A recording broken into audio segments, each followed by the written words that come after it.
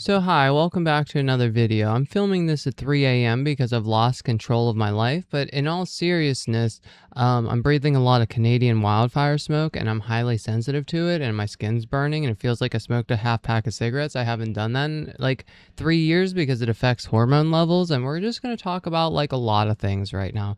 The good, bad, and ugly in trans news. It's not like a lot, but it's still worth addressing, as well as a couple real world current events afterwards at the end of the video. And I highly recommend watching some of this stuff if you want to try to survive America right now. Not necessarily if you're trans, just if you want to survive America right now. So anyway, hi, and yeah, so we're just gonna hop into it. The first thing that I want to talk about is something that was overlooked. I overlooked this with the Supreme Court ruling about trans women in women's sports on June 30th, 2026, right? Um, the thing is, there's a guy in the Supreme Court, and I want to show you a picture of exactly who I'm talking about. This is Clarence Thomas. Clarence Thomas, everyone. Um, and this member of the Supreme Court voted against trans women participating in women's sports. But here's the thing about this is Clarence has made like another little thing that in the official Supreme Court PDF, it contains Thomas's congruence of what they wrote out, a little bit of an extra note. Now this was written out, likely drafted before the date during the civil court private deliberations, but June 30th it was officially public. And so like basically what Clarence said, and I'm quoting this, on page 2 of the official Supreme Court PDF: men and boys with gender dysphoria are not women or girls, even if they believe that they are. He continued, sex is a mutable biological characteristic. It is binary. And then to use language to obscure reality is a lie to the public. So I'm just like thinking about this, in a certain way that like, if you can like deny trans people's existence while also being a minority in the Supreme Court and you don't see like a contradiction between that, that's really bizarre. This Clarence was freaking appointed by like the George W. Bush timeline, right? And so it's just a little bit discouraging. It's just a little bit of a thing. Now it doesn't officially affect like any sort of like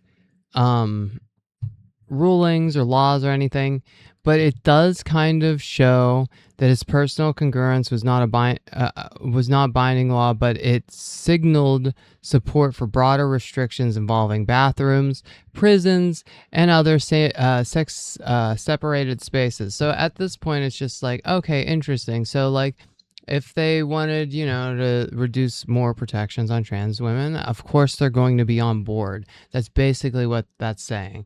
Just to put that out into the world. Next thing we're going to talk about, Pete Hegseth is suddenly about gender affirming care, but not for trans people though, right? So here's the thing with this one. Hegseth announced new policy to test troops for low testosterone. So the nuance behind this is an annual testosterone deficiency screening will be mandatory for service members aged 30 and older.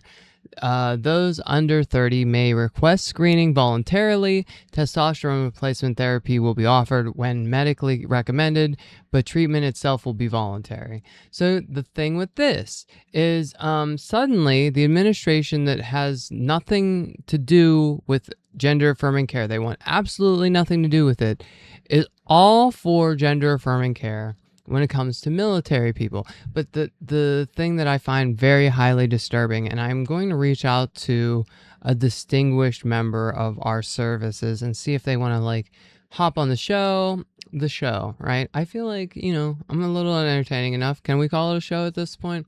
And have them like kind of talk about like her personal opinions, just because like it's freaking irritating to see like everybody attack this girl, because like they were right before the point of actually being able to like leave the military and be, um, you know, receiving retirement. They were at that like end of the line with it. I think it was a couple months or a couple weeks beforehand.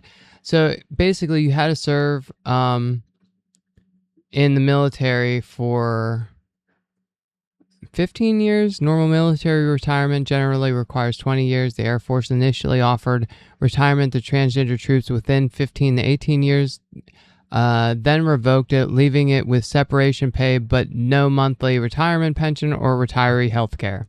So I see like unbelievable discrimination to this girl, and it's just like I feel like their insight is so much better at covering like this type of stuff firsthand, and she's gonna like be able to like actually talk about this in a very thorough manner. Absolutely patriotic to the end, even still after the discharge, everything. So I'm gonna reach out to Bree, see if she's interested. But it is very odd that we're releasing trans people from the military because they're not mentally fit because they need to take hormones, right? That was like the whole thing.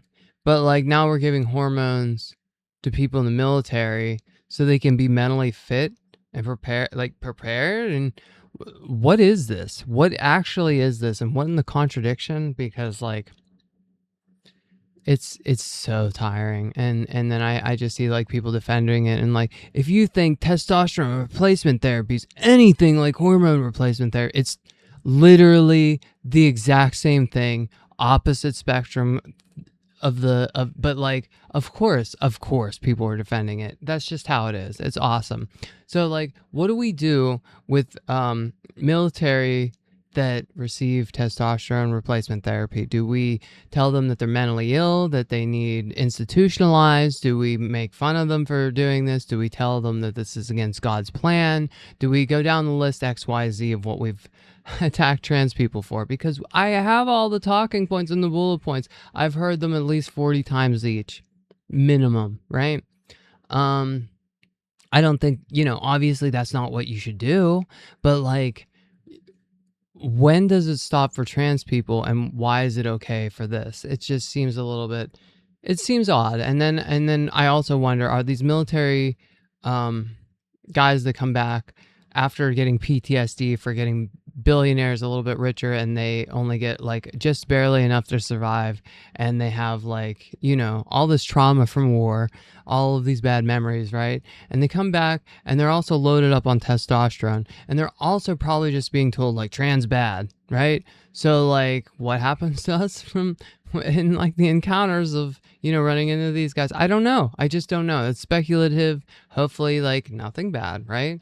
But it's a very scary time. I see the comments. Unfortunately, I have to see the comments being in this type of sphere, right? So anyway, we're going to move on again. So we're going to talk about something that is good news, or I would like to think was good news. I started reading the article and I'm like, wow, okay, I was in a bad mood when I started reading this, but then I was feeling like pretty optimistic. I was like, okay, this actually looks pretty good. It's not going to impact all of the Americans that go to these hospitals because the funding would be withheld because of care for transgender patients. So here is the thing, right? Trump's HHS shelves threats to withhold Medicare and Medicaid funding over trans care. And so whenever somebody like the average Joe reads this, right, they're going to think like, oh yeah, no, they shouldn't be treating trans people anyway, blah, blah, blah, right? Okay, we're going to talk about it. We're going to bring up the article. This is NPR. And bear with me, my throat is sore from breathing wildfire smoke. We're still going to get into that in a minute. So here is this, and the Trump administration is now walking back on its most aggressive attempt to end gender-affirming care for youth nationally, according to the official document obtained by NPR. The document shows that the Department of Health and Human Services likely will not be finalizing a proposed rule that will have blocked all Medicaid and Medicare funding for hospitals that provide pediatric gender-affirming care. The Trump administration rejects ideology-driven surgical interventions on vulnerable children.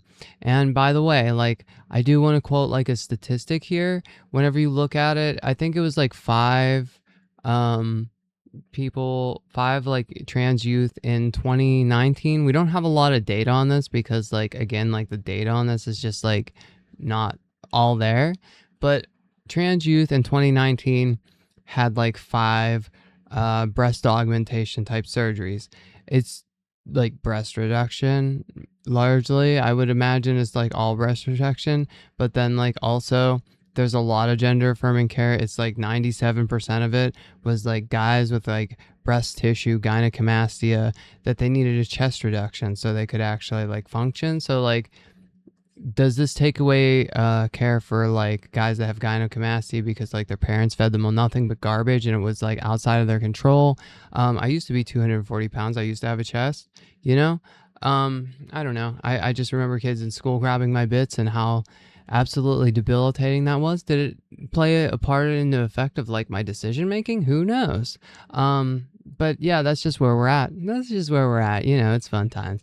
Uh, the fact that the Trump administration is backing off of this action is a victory for people who defend trans rights and interests of trans people. And that's how I was feeling about this. And like reading this, I'm like, it's a win. It's not the biggest win, but it's a win. The administration just kind of like threw it out at the wall one day and was like, hey, if it sticks, it sticks. And it looked like it could potentially stick. You know, providers stopped providing care in fear of what was to come.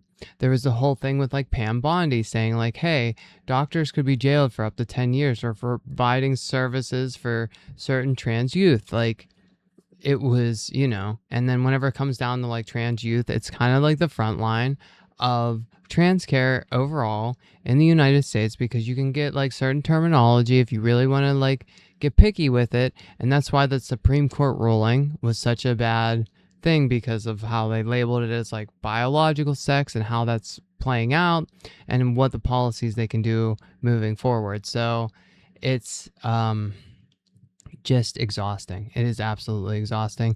It's painful to have to like read these things. But anyway, as the article goes on, yeah, it's a victory for people that defend the rights of trans people. But at the same time, it goes on to say, but I don't think it indicates a more general retreat from the aggressive posture of the Trump administration. The conditions of participation rules for Medicare and Medicaid program have historically been used by HHS to compel states and hospitals to meet basic health and safety standards. These things include making sure that you have stockpiles of certain type of equipment, making sure that you have certain types of emergency protocols, making sure you have certain staffing ratios, right? So whenever you take away the funding, you don't have that anymore. It has nothing to do with like the actual trans care. It has more to do with like, hey, because trans people exist, now you don't get the care you need. You need to hate trans people now. That's like what this is, and how it's going to be labeled. Has this administration ever been like, oh no, it's not trans people? No, you look at the food at the FBA sites and the during the Medicaid, not the Medicaid, the food stamp, food assistance, like scare that like, oh, you're not going to receive money this month kind of thing, and blaming it on trans people. They've blamed trans people for literally like any time that they can, because we're their favorite scapegoats. Like I said in my other video, you can't blame black people, you can't blame Asians, you can't blame other walks of life anymore and it be popular. So the last bastion is to kind of like attack trans people because it's this new thing. We don't have enough data. People don't understand it enough. If you're not a part of the culture, and not everybody should have to understand what trans people are or going through, but it's become a thing that like everybody has a opinion now. This has been this weird psyop of anti-trans legislature, anti-trans like rhetoric within the media, painting us as villains, etc. Right? I mean, I've talked about it before. Let's continue. So the proposed rule is unprecedented because it instead would prohibit certain kinds of treatment for certain population. He said it seems unlawful in a variety of ways. For one, it violates the Medicare Act, which says the Medicare and Medicaid cannot be used to control the practice of medicine within the state. States get to regulate the practice of medicine. This rule had a comment period for 60 days. They finalized the rule so that it could take effect. In this case, after proposing the rule in December and receiving more than 30,000 comments, the administration is not advancing the rule. Though it may not have been formally withdrawn, the rule has been sent to the Office of Management and Budget, or the rule has not been sent to the Office of Management and Budget, which would indicate it's in its final stages of review. So, like, hey, still kind of good news, right? But here we go with the abusive boyfriend mentality that this administration likes to put on, like, the American population, not necessarily just the trans community. An entry into the Trump administration's recent unified agenda sets a final action date for the proposed rule as December 2028, just before President Trump leaves office.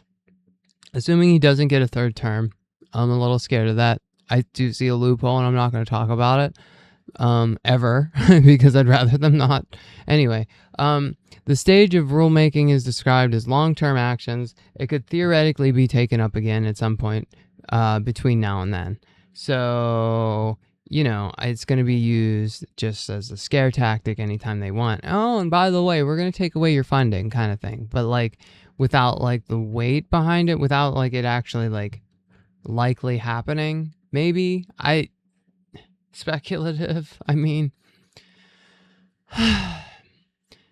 does not comment on future rulemaking or speculate on future actions, but the publication of the story that the department has not reversed course on the rule and that HHS and CMS continue to follow statutory requirements by reviewing comments, and we intend to issue a final rule.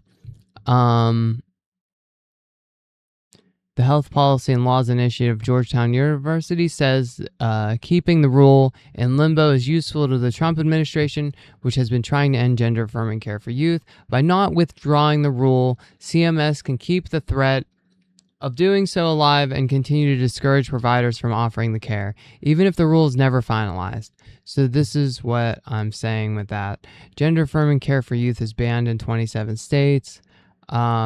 Already, in between the remaining 23 states, the hospital clinics that offer gender-affirming care have continued to operate, while others have shuttered in the past year, citing pressure from the Trump administration. Yeah, so, like, this is what I'm saying.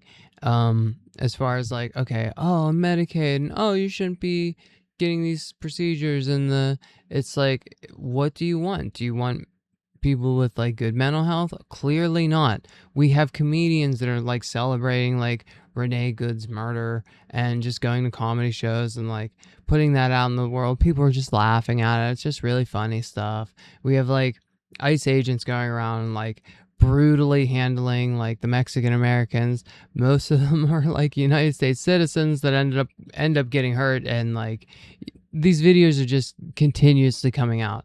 The mental health of, like, American citizens is definitely not top priority. In fact, I think the goal is to, like, hurt the American population's psyche as much as possible between now and then.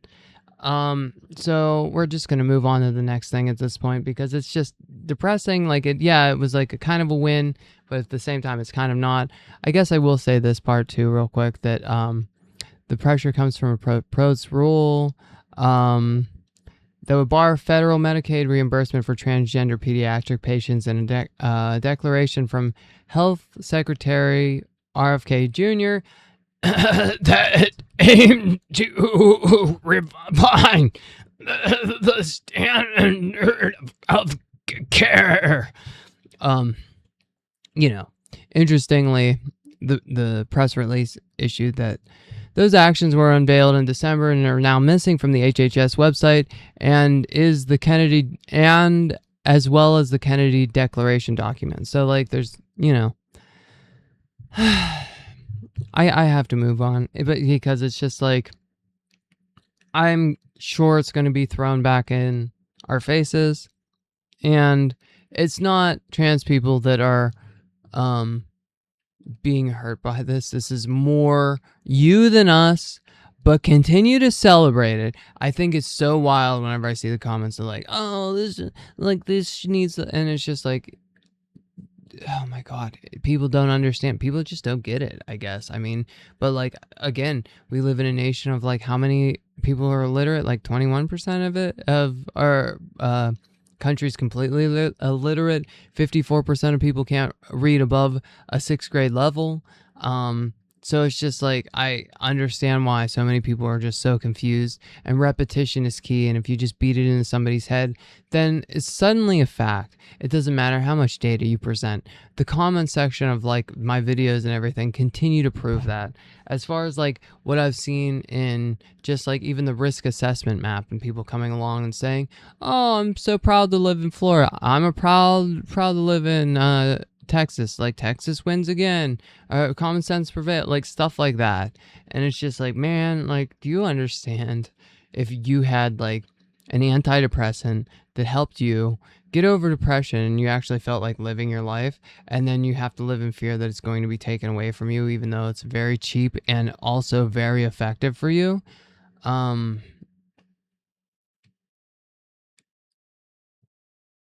And so the next thing I want to bring up and talk about is that we have like a stomach parasite going around, and it's in fresh produce. And basically, if you want to like understand this without like dealing with like pseudoscience, I'm not telling you to drink bleach to like not have to deal with this. Who would say something like that?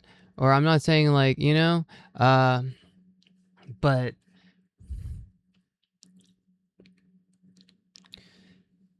and so the next thing I want to bring up is like this stomach parasite that's going around. As far as like,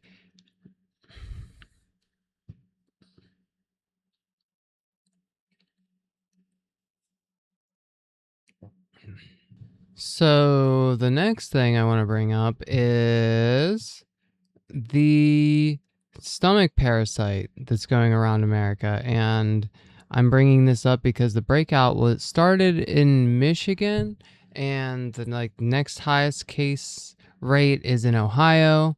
And so there's been like 7,000 confirmed cases. A lot of Americans don't go to the doctor because we don't have like health care. So I would imagine the outbreak's actually a lot higher. So I've been eating garbage on top of breathing wildfire smoke on top of, all of everything. So, and I recommend you do too. And if you don't want to eat garbage, then boil your food. This isn't pseudoscience. I'm not like speculating, bleach kills the coronavirus. I wonder if there's like a way to like do it internally by like injection or something.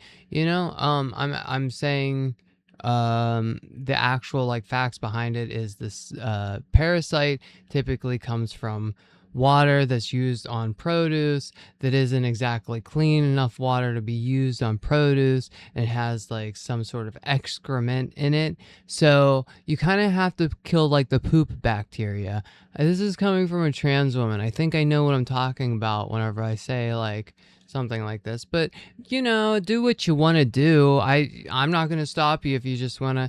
And like, so I feel like the ideal situation is to totally not have to like pay attention or understand what's even going on. Go get produce and get super, super lucky. But like, do you really want to chance it right now with everything going on in the world? I don't think this is the time to have like a diarrhea issue for like 2 weeks. And also like, diarrhea is not like a great thing to have. It's potentially like fatal if you can't like hydrate enough. So there's already been 141 people that have been hospitalized over this. No deaths have been reported. So like, I mean, if you want to be like dark woke about it, it's like, if you want to get down to dress sizes, start eating lettuce, folks. But like, don't actually like pursue this. It's not fun. Like, do things the healthy way.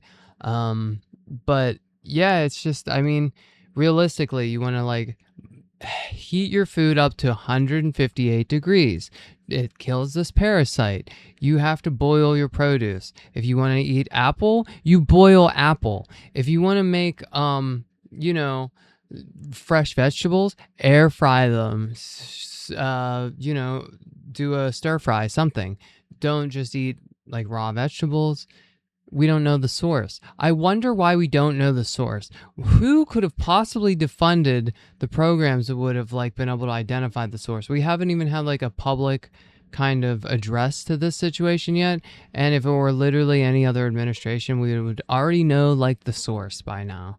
But we're not addressing it because why? The next thing I'm going to talk about is the Canadian wildfire smoke, because this is something that is highly irritating to me. It has always been irritating to me. I'm very sensitive to this. Usually people that are sensitive have underlying health conditions. I have a lot going on with, you know, my health. We're not going to talk about that right now, but yeah, so here is airnow.gov, and over the past few years, we started dealing with like Canadian wildfire smoke more toward the beginning of January, or not January, more toward the beginning of June or like mid-June, and at this point, we're dealing with it mid-July, which like, yay, seems like progress, but at the same time, it's kind of bad timing because like, this is going on, but also there's a potential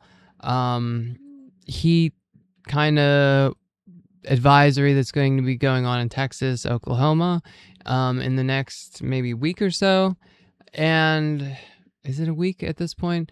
It's getting kind of close that potentially this could happen, that it'll be like 120 degrees in Texas and Oklahoma. There's going to be infrastructure issues. Things will be melting, and people aren't going to be prepared. But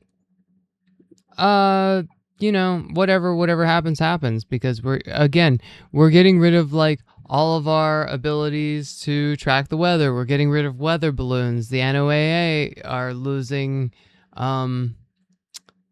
just the services to be able to track like the weather kind of thing. I'm too foggy brained to get into all that. But anyway, I want to show you what I've woke up to, what I'm dealing with, and so this is the air quality map. Now, I showed you the air quality map on the 4th of July special one, and it wasn't too bad. It wasn't too bad this year. I was surprised. But at the same time, I felt like, hey, let's at least talk about it. And I'm really glad that I brought it up, because now you have something to compare it to if you haven't paid attention to any of these maps before. This isn't good. This isn't good. So here's like the bigger map, right? What I'm used to when seeing these maps, right? Normally, the wildfires are somewhere up here in like Ontario, or like primarily way up here was like the main source. And this little blip over here is completely new. This wasn't purple air yesterday whenever I checked at like 6 p.m. So now this has gotten a lot, dramatically worse. And it kind of seems like the source could potentially be somewhere around here, a lot of fires in this area. What I want you to like understand what's going on in this picture is that this dark purple, this crazy big blob, it's all one big blob. This is really bad. This is really, really bad. Like, red air quality causes me to feel like I chain smoke cigarettes. I had to quit smoking cigarettes whenever this all was going on for like a few months. I was like, I hate smoking cigarettes anyway. And it's at the point that like, hey, this is like way too much on my lungs. And do I really want to like completely destroy my transition? I've battled with smoking cigarettes for like so many years already. So, I mean, the wildfires are kind of a blessing to me in the sense that, you know, I stopped. You know, my family had a lot of heart surgeries going on and got a little conscious about it. But at the same time, like, when you look at this map and you see this, like, these dark purple, this is normally what stayed in kind of Canada. By the time it got to Montana, out toward this way, it was like red quality. We're at the point where like this dark purple, people are going to wake up and be like, I don't know why I can't breathe today, and they're not going to know. Maybe it'll be talked about for briefly on the news. They'll get like an air quality warning. They won't look at the air quality warning, and they'll just be like, "Oh, it's kind of foggy out," and "Oh, I thought I smelled smoke or something." Like, I mean, and that's just like the general thing, and like people just seem like clueless to the actual dangers of what is in the air with this, because like we're going to talk about that for a second too, but like I just it's so frustrating to me because like this food breakout thing happened mainly in Michigan, and then we also have it going on in Ohio. We have this bad air quality. This isn't going to end. This is just the beginning of this. This is potentially going to go on for a long time. Then we have this heat dome that's going to happen down here. And the way the air travels, it goes this way, and it also goes up this way. So like we just get like a double whammy over here. Like, and really honestly the best place ever is Washington this year. Just because of the temperature, it hasn't been hit with all these heat domes. They can avoid the wildfires. The wildfires can be right here, and it doesn't ever really disturb them, which is kind of fantastic. I need to get to Washington one day, probably. I don't know. But yeah, so just Michigan people, you're already dead. If it's not the heat that's killing you, it's the air quality. If it's not the air quality, it's the stomach parasite. If it's not the stomach parasite, well, hey, guess what? We're also dealing with potential electric grid crisis occurring because of data centers. The power grid's being stressed because of how many data centers are up. And it's just like, that's where we're at. I mean, we're going to be losing power on these hot days come next summer. If we don't find a solution. And so why not just keep building more data centers? I love the ads that are local about data centers, by the way. There's a billboard that's just like, attorney intelligence. That's the power of AI, something like that. It's like, anyway, yeah, the other thing I want to mention is freaking wildfire smoke dangers, right? So whenever people like are outside and they're breathing the wildfire smoke, and I really feel for like the college kids that have to go out and like when they're jogging all together, or I see a bunch of people at the park, or I see a bunch of, it's like, and they're doing outdoor activities and they're trying to enjoy themselves without realizing what they're exposing themselves to because it hasn't been made clear to them. Now, I realize this is pretty late in the video, so congratulations, you're going to get informed. There's particulate matter, PM 2.5s, which are the tiny particles that penetrate deep into the lungs and enter the bloodstream, aggravating the heart and lung. So there's carbon monoxide, a colorless odor that reduces oxygen delivery to the body's organs and tissues. There's volatile organic compounds, toxic vapors like benzene and arsenine that are known for carcinogens and respiratory irritants. I'm going to butcher these words if I even try to say them, but I'm going to try to say them. The Aeroclean or whatever, ACROLEIN. Do I have dyslexia? Jesus. Benzene, benzene. There's ozone, there's formaldehyde, there's nitrogen oxides, there's dioxins and furans. I don't even know what furans are. I've never even like there's heavy metals. You're exposing yourself to this. That's what's carried in the smoke. It's not like, hey, oh, there's like a giant metal, whatever. No, these are like naturally occurring elements in nature. And whenever things catch on fire, it carries into the smoke. The smoke carries into the air. The process is like, it's a thing. It's a thing. Listen, I'm tired. I'm exhausted. I am out of breath at this point, and I'm going to need to relax for a bit. But I want to make one more video today, actually. So, yeah, I'm going to try to not be too much more kind of like doomy gloomy at the end here. You just, take care of yourself. Make sure you're boiling your produce, since we don't know what the source is. 158 degrees is like the recommended thing. Don't do pseudoscience-y type stuff. I mean, you can rub vinegar on your food and maybe that'll make a difference, but like boil it. cook your food. It gets rid of the parasites. It kills the parasites. You'll still eat the parasites, but they're dead. It's okay. That's what we have to do now. This is the new America. The red dye 40 is really bad. Good thing we don't have that anymore, right? Except we still do. And I would highly recommend just like eating crushed bugs at this point, because you're going to get your nutrients from them better than other sources. I don't know. Like at this point, it's just like, what do you do? So, yeah, we'll see you back for the next video. So thanks for watching, and I hope you learned something today. So, yeah.